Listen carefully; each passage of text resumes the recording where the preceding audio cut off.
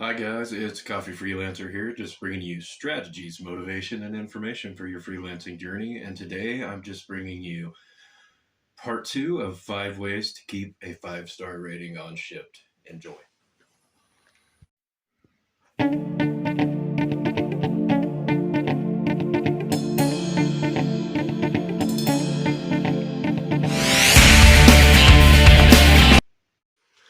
So I'm making this video in large parts because I had a good response to my part one, 5-star ratings on Shipt, $100 tips possible. And I will provide a link in the description for that for you new Shipt shoppers or people trying to improve your rating.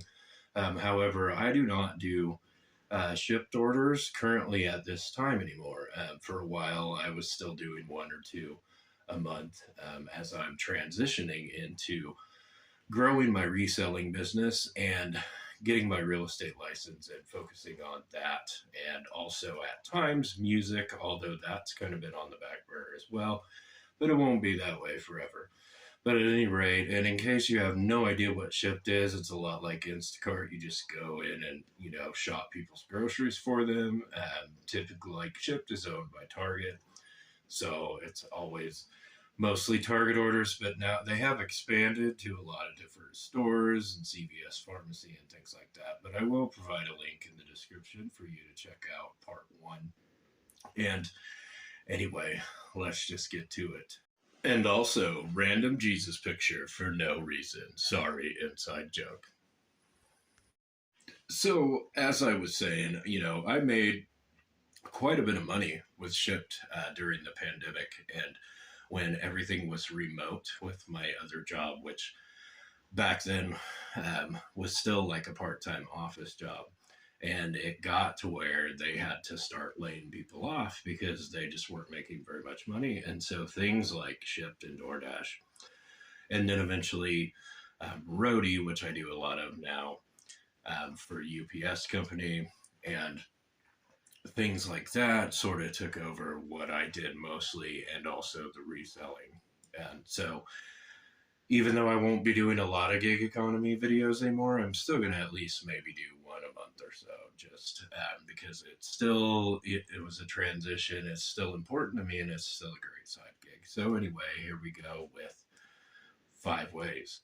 So, number one, you just want to park beside the cart stalls. It's very simple, and I'll show a picture here.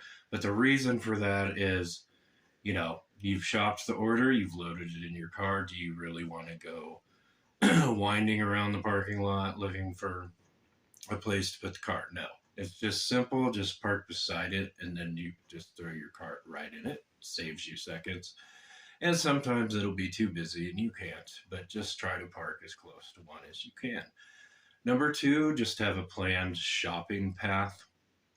And by this, I mean, if there's 20 items in produce, you want to go to produce first. If there's 20 items in automotive, you want to go to automotive first because then you knock out those 20 real quick. And then all of a sudden, it feels like your list is a lot shorter. And then, just common sense, just go to the next one that has the most items after that. So number three, grab your items with one hand and scan with the other. Like hold your phone. And it's counterintuitive, but you'll get used to it because the majority of the items that you're going to shop for, they're very small and you can just use one hand and throw it in your cart. Otherwise, you're going to be sitting your phone down, moving back and forth, wasting lots of time. And granted, there will be items that you will have to use two hands. So you will have to sit your phone down sometimes, like if it's a case of water or whatever, something like that. So, anyway, and the more that you practice that, you will just get excellent at just one hand scan, one hand scan. So, highly recommend that. That's what kept my rating, helped keep my rating at 5 stars the whole time, the year that I did a lot of Shipt orders because it was just so quick and then I could get to the next order. And of course, customers love if you're on time or early. So then number four, just study maps of your area, the zones that you're actually going to be shopping in.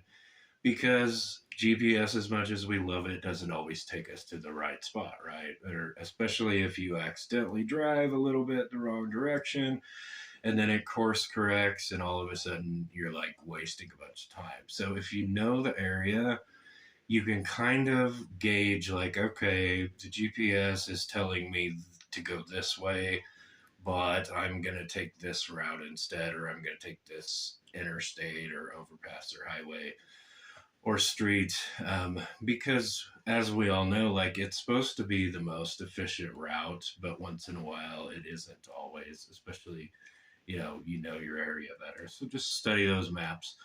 And then this is a common sense thing, and it should just be common to everybody, but just be really polite to the customers. Um, just like any customer service job.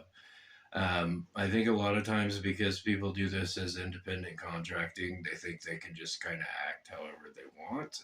You would be surprised how people think they're just going to treat customers like crap, and that it's going to be okay and they're going to get good ratings on this. And no, they get booted off the apps. So just be very polite.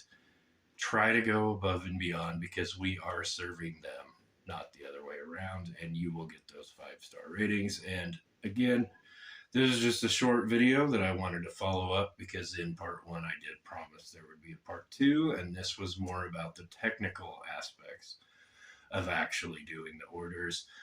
And again, just practice and common sense, and you will be fine. And keep on drinking that coffee